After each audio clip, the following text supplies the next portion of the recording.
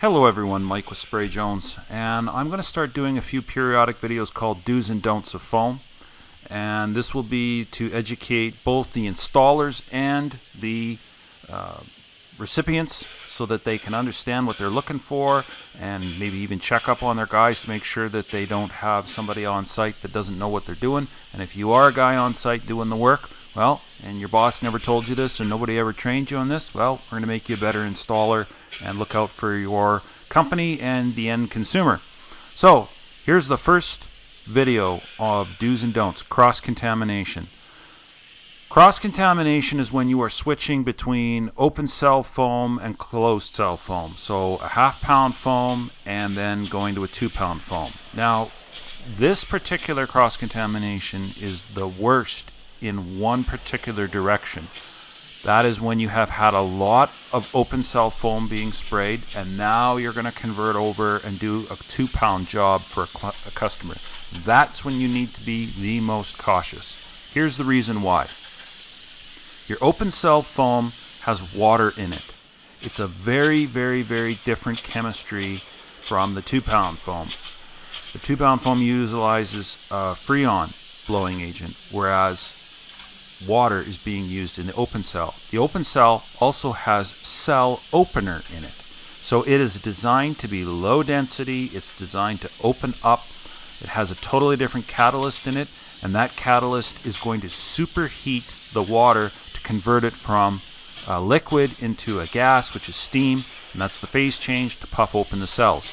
So open cell foam in a closed cell chemistry is going to completely wreck it. Now, most of the time when we're talking about cross-contamination, we're talking about the product that's in our machine and in our lines, but you can also cross-contaminate your drum. So you want to make sure that your drum pump is wiped off. If you're going to pull the resin pump out of the open cell foam, you take a rag, you wipe it down, you get all the drippings out of it as best that you can from the exterior. You put it into the closed cell foam, and then you have got to pump off through your entire proportioner and your hose. You need to pump out all of that product back into the open cell foam, but then you're going to pump off 5 gallons or so of what we would call cross-contaminated or diluted product. It's partially 2-pound foam and it's partially open cell foam.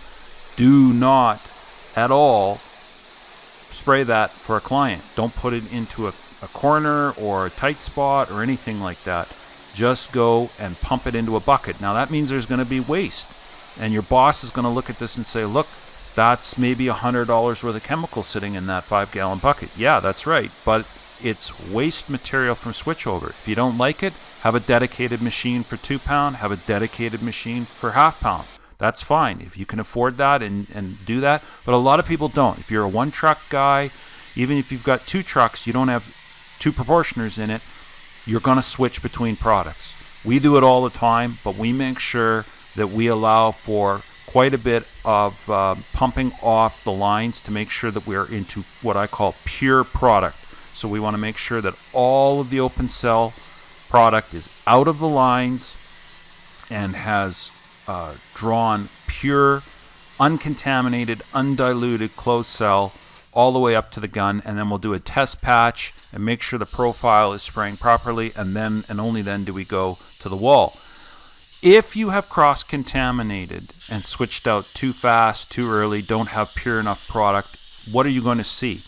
You're going to see the cell structure is completely off. The cells are going to be larger, they're going to be oblonged, they're going to be broken open, and the density is going to be off. But if you're not checking density, if you don't have a density test check kit, then you're not going to know, but your density is going to be 1.5, 1.6 when it should be 2, 2.1. I recommend that everybody get a density test kit that is doing the 2-pound foam. Even if they don't require you to test it, you should be testing it periodically to know, and there's a whole bunch of reasons why. This is just one of them.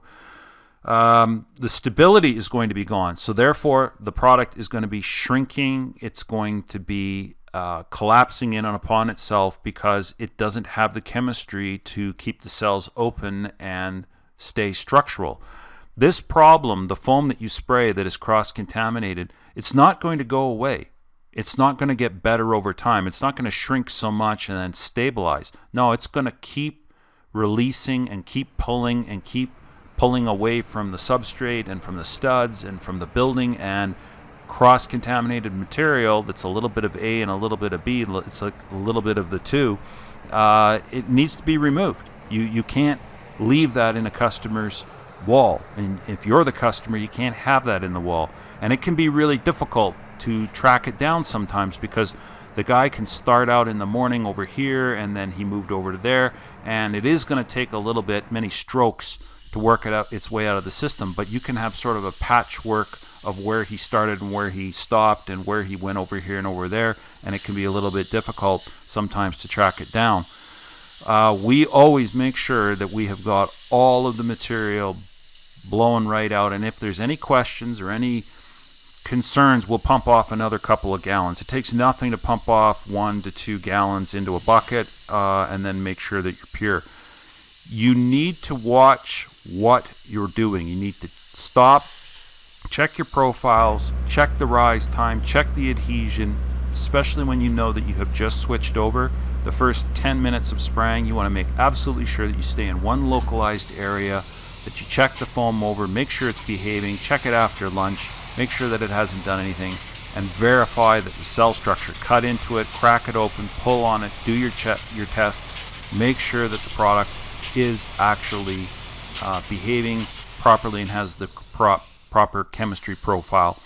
If you do this, then you're going to stop having problems. But to those of you that can't figure out why the foam is continually shrinking, water causes shrinkage in the closed cell system. Now, closed cell going back into open cell, not a huge problem, because the Freon, the catalysts, the blowing agents that are in it, and the surfactants are going to stabilize the open cell foam a lot more. It's just going to be a higher density. Instead of being half a pound per cubic foot, it's going to be 1.2, 1, 1.3, so on and so forth. The issue that you have going from open to closed is if you have a lot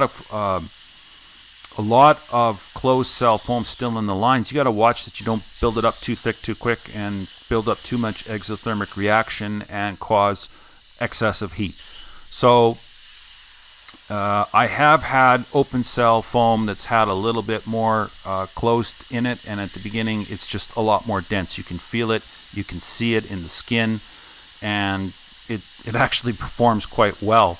It doesn't have all of the closed cell properties, and it's got better than average open cell, but you got to watch that you don't build up 4 or 5 inches all of a sudden and build up too much heat and it cracks and causes problems, or has some additional heat related issues. So pure product on one side, either open or closed, is what we want. And a cross-contaminated product will not have the physicals. On the closed cell with water in it, it's going to be shrinking, it's going to be cracking, it's going to be disbonding, it's going to be shrinking back. It does not have the stability. It is not the chemistry that it's supposed to be. And I suggest that you guys wipe your equipment down, flush everything out, and start to know how many strokes on your drum pump and on your proportioner it takes to get fully changed out. That's the simple way to do it. Just say, look, we need 75 strokes or 50 strokes or whatever it is to get fully out into pure product. And you do that by testing it, watching it, counting how many strokes. If 60 wasn't enough, you go another 10. 10 more wasn't enough, maybe you go another 20. And at which point you say, look, it seems to be at 90 strokes. We're fine. We're into pure product that we can trust. It's never been an issue.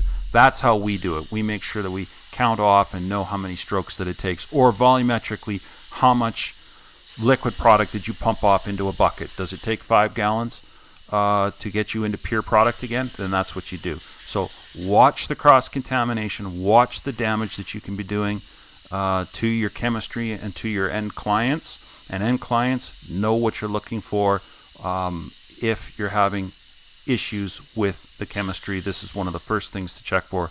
Don't have cross-contaminated material. Okay? Thank you, and we'll catch you on the next Do and Don't.